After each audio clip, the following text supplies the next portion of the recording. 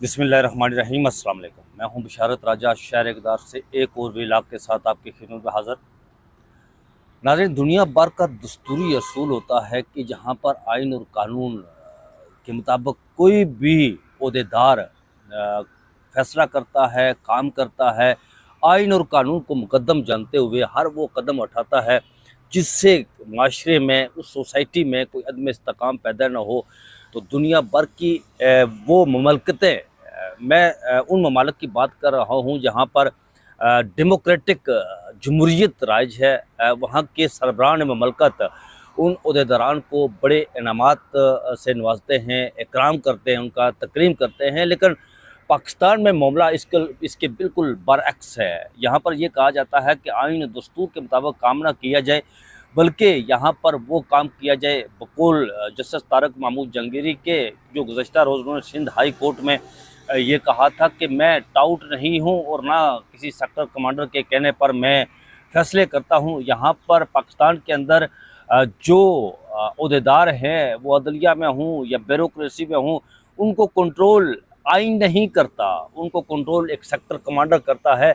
इसका वाज़िया सबूत Islamabad high court के 5 जजेस का वो ख़त था जो उन्होंने सुप्रीम कोर्ट ऑफ पाकिस्तान को लिखा था। इसके अलावा कमिश्नर रावलपिंडी का वो बयान जो उन्होंने प्रेस कॉन्फ्रेंस की थी इंतखाबात के फौरी बाद कि किस तरह पिंडी डिवीज़न के कौमी असम्बली और सूबाई असम्बली के इंतखाबात को मैनेज किया गया और रिगिंग की गई, वो प्रेस कॉन्फ्रेंस करना थी। उसके बाद उन्हें अगवा किया गया, गायब किया गया और आज तक ये पता नहीं चला कि उन्हें ज़मीन खा गई या आसमान निगल गया। और फिर इस्लामाबाद हाई कोर्ट के जस्टिस तारक महमूद जहांगीरी ने वो एक तरियान केस का फैसला दिया। उसके बाद वो रेडार पर आ गए, सेक्टर कमांडर के रेडार पर आ गए, ताकतवरों के रेडार पर आ गए। और फिर ये हुआ कि उन्हें इलेक्शन ट्रिब्यूनल का सरबराह बनाया गया। उन्होंने बयान अल्फी का कहा, जो इस्लामाबाद हाई कोर्ट के 3 हलके हैं जहाँ से पाकिस्तान तहरीक इंसाफ ने इंतखाबात में कामयाबी हासिल की थी। और फिर उन्हें इलेक्शन ट्रिब्यूनल बनाया गया और फिर उन्होंने पाकिस्तान मुस्लिम लीग नून के, जिन्हें ज़ोर ज़बरदस्ती खंजर की नोक पर फॉर्म 47 दिया गया था, आर ओ की गर्दन पर खंजर रखकर फॉर्म 47 उन्हें दिलवाया गया। मुस्लिम लीग नून के जो मेंबरान असम्बली बनाए गए, जब जस्टिस तारक महमूद जहांगीरी के ख़िलाफ़ उनके सामने ये केस जाता है तो वो कहते हैं कि हम बयान हल्फी लेंगे तमाम एतबारान से। और फिर वो कहते हैं कि जनवन जो फॉर्म 45 है वो लेंगे और दुनिया भर की किसी भी लेबॉर्ट्री से हमें उसका फराजा करवाना पड़ा तो वो हम फराजा करवाएंगे। जस्टिस तारक महमूद जहांगीरी का एक कसूर ये था। और फिर 5 जजेस ने जो ख़त लिखा था उनमें जस्टिस तारक महमूद जहांगीरी भी थे। बात करेंगे नाज़रीन के सुप्रीम कोर्ट ऑफ पाकिस्तान ने गुज़श्ता रोज़ जो इस्लामाबाद हाई कोर्ट के सनियाटिक का मामला था उसका तफसीली फैसला जारी किया। और फिर जस्टिस मोहम्मद अली मज़हर ने भी काजी फाइज ईसा के पर तनकीद की और एक तरह की गवाही दी जस्टिस तारक महमूद जहांगीरी के हक़ में। वो भी बोल पड़े, जस्टिस शाहिद वहीद और जस्टिस अतनुल्लाह भी सामने आए। ये भी तौहीन अदालत का मामला था और उन जजेस का मामला था जो साथी जजेस, जिस तरह जस्टिस जमाल मंदोखेल ने 2 रोज़ कबल एक फ़ैसला दिया था कि एक सुप्रीम कोर्ट का कोई जज या हाई कोर्ट का कोई जज अपने साथी जज के ख़िलाफ़ कार्रवाई नहीं कर सकता, सुप्रीम जुडिशल कौंसल इसके लिए मौजूद है।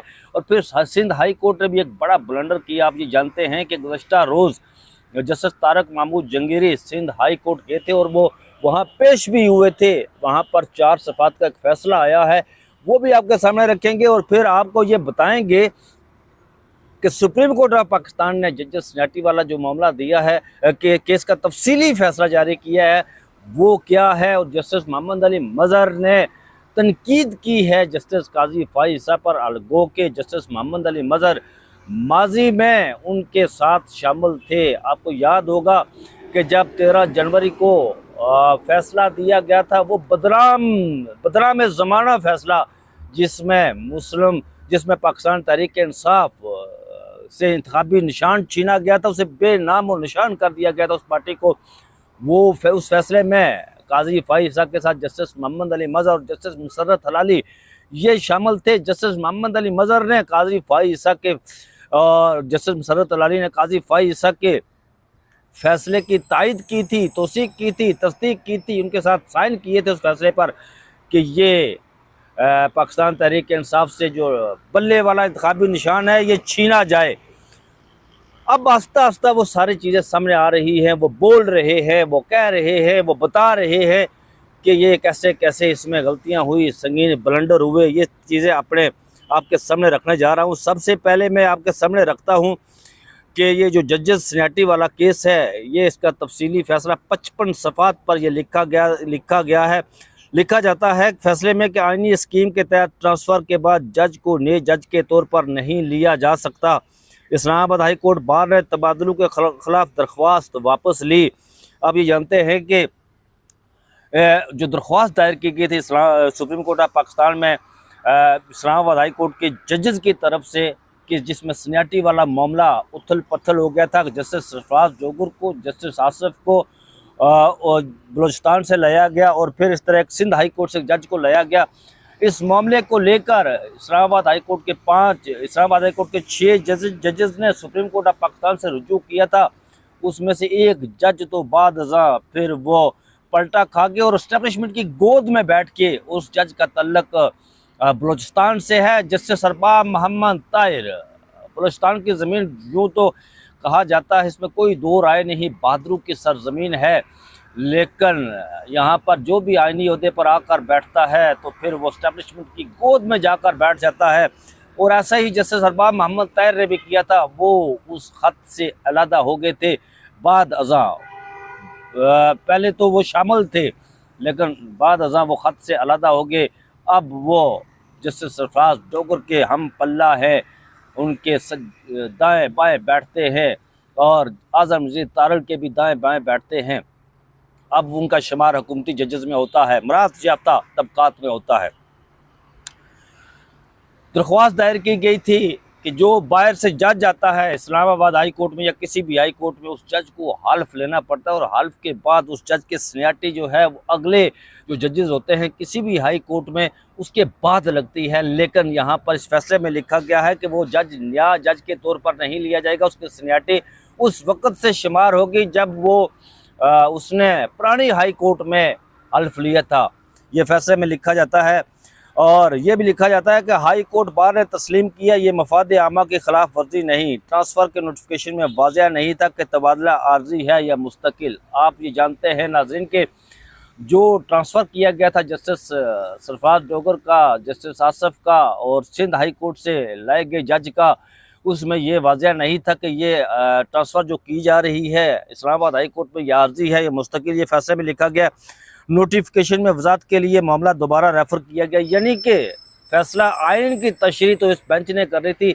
सुप्रीम कोर्ट ऑफ पाकिस्तान के बेंच ने जस्टिस मोहम्मद अली मजहर की सरबराही में जो बेंच था इस केस को सुनने वाला उसे कर रहा था। लेकिन उन्होंने कमाल होशियारी करते हुए, इस्टेब्लिशमेंट को खुश करते हुए, उनकी गोद में बैठते हुए, उनकी अहकामात पर अमल दरामद करते हुए ये मामला वापस आसिफ जरदारी के पास भेज दिया। और फिर आसिफ जरदारी क्यों ना वो करते जो इस्टेब्लिशमेंट कहती है। आसिफ जरदारी तो आजकल ये भी कह रहे हैं, बीच में आसिफ जरदारी का जिक्र आया तो मैं आपके सामने रखता हूँ, वो तो ये भी कह रहे हैं कि मुझे बिलावल ने मरवाया था, मुझे तो वज़ीर-ए-आज़म पाकिस्तान बनाया जा रहा था। लेकिन मुझे बिलावल ने कहा नहीं, आपने वज़ीर-ए-आज़म पाकिस्तान नहीं बनना है। अगर बिलावल मुझे ये ना कहता तो मैं वज़ीर-ए-आज़म पाकिस्तान होता। तो फिर जरदारी कैसे इनकार करते। जरदारी हर वो काम करते हैं जो ताकतवर चाहते हैं, जो जर्नैल चाहते हैं। जरदारी के सामने फाइल रखी जाती है और कलम उनका हाथ में थमा दिया जाता है कि साइन यहाँ साइन करें, तो वो कलम उठाते हैं, सिंधी टोपी पहनते हैं और सिग्नेचर कर देते हैं।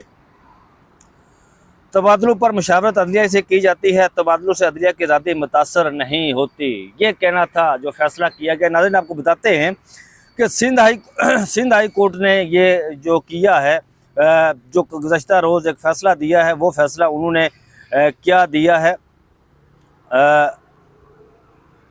सिंध हाई कोर्ट ने ये कहा है कि जो 4 सफ़ात का फ़ैसला दिया है गुज़श्ता रोज़ जस्टिस तारिक महमूद जहांगीरी का, इसमें उन्होंने बड़ा ब्लंडर किया। वो कहते हैं कि आईनी बेंच के सामने दिगर एतराज़ात के साथ साथ 22 सितंबर के आर्डर को भी इतराज़ किया गया, जिसमें जल्द समाअत की दरख्वास्त में केस 29 सितंबर से 25 सितंबर के लिए मुकर्रर किया गया। ये फैसले में लिखते हैं, यानी कि सिंध हाई कोर्ट में जो जस्टिस तारक महमूद जंगीरी का मामला था, जिसमें उन्हें उस डिग्री वाले केस में स्टे दिया हुआ था, वो उसकी डेट 29 सितंबर यानी बरोज़ पीर को होना थी।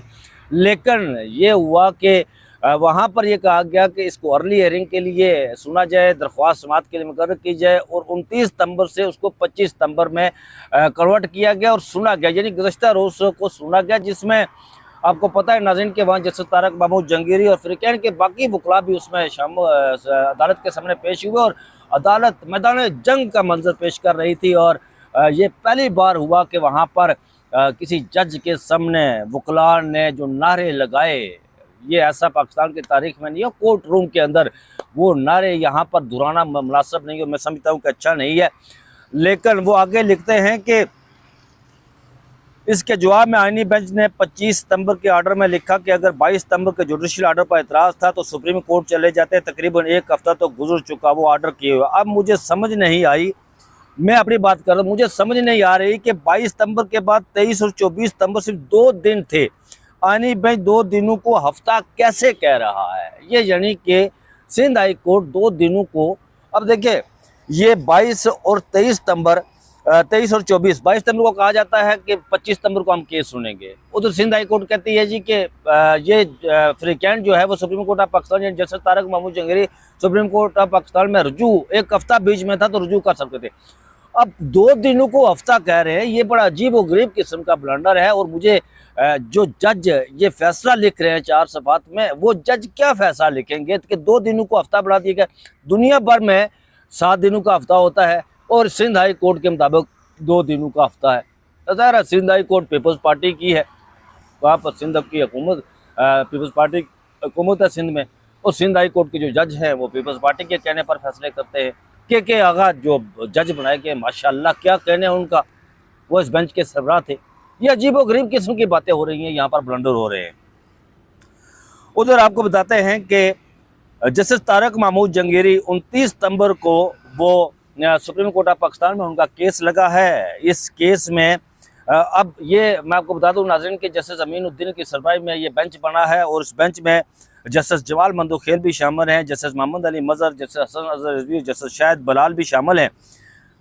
अब जस्टिस मोहम्मद अली मज़हर और जस्टिस हसन अज़हर रिजवी से कोई बंदा ये कहे कि उनसे इंसाफ की उम्मीद रखे कि वो इंसाफ करेंगे, ये बिल्कुल ऐसा ही है कि जैसे चाहत फ़तेह अली खान से कोई बंदा ख्वाहिश रखे कि हमने इससे सुरीली ज़बान में गाना सुनना है।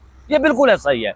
जस्टिस मोहम्मद अली मज़हर और जस्टिस हसन अज़हर रिजवी के हवाले से ये ज़बान ज़द आम है यहाँ पर, जो वकला के अंदर जो कराची के वकला है, जो पाकिस्तान के वकला है, वकला कम्युनिटी के अंदर ये ज़बान ज़द आम है, by one get one free.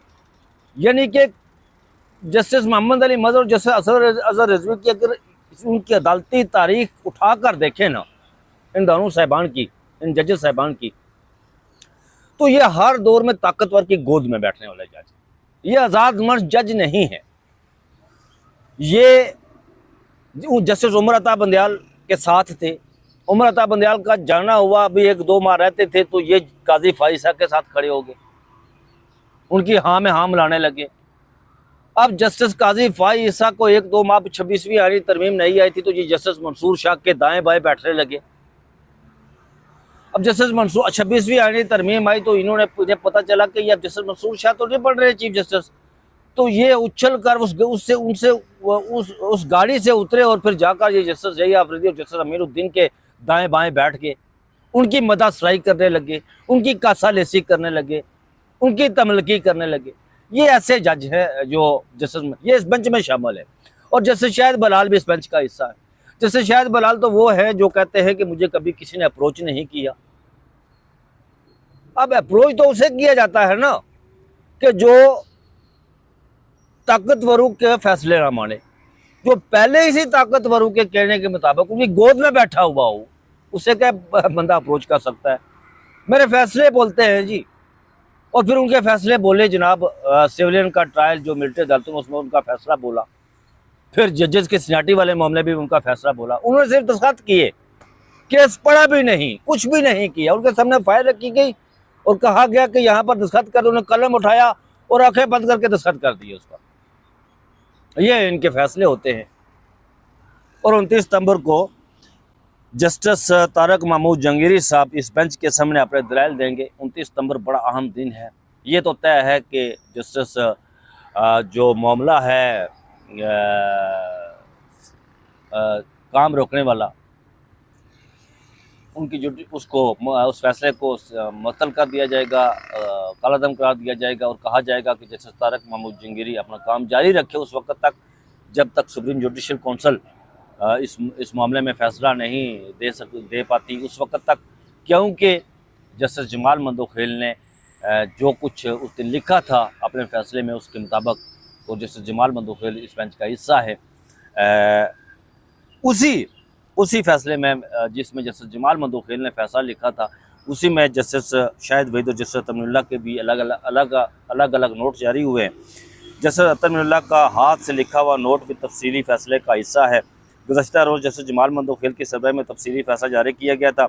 मैं अपने भाई जस्टिस शाहिद वहीद से बिल्कुल मुतफिक हूँ, इत्फाक़ करता हूँ। ज़ेर एतराज़ नोटिस गैर मुसर हो चुका है क्योंकि नोटिस ख़त्म कर दिया गया था। ये बेंच तौहीन अदालत आर्डीनेंस 2003 आइन के आर्टिकल 204 के तहत तश्कील दिया गया था। बेंच के सामने कोई और मामला ज़ेर अल्तवा नहीं है। नोटिस के ख़त्मे के साथ तौहीन अदालत आर्डीनेंस 2003 के तहत कार्रवाई भी ख़त्म हो चुकी है। इस बात पर अपील खारिज की जाती है। ये फ़ैसला लिखा गया था।